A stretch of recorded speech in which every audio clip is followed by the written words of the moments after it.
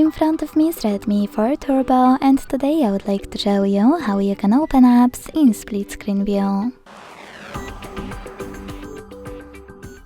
Begin by launching two apps in the background and then opening background apps. Now decide which app you wish to use on the top half of your screen and hold it. Click on this icon with the rectangles. Tap on the second app and enjoy using both at the same time.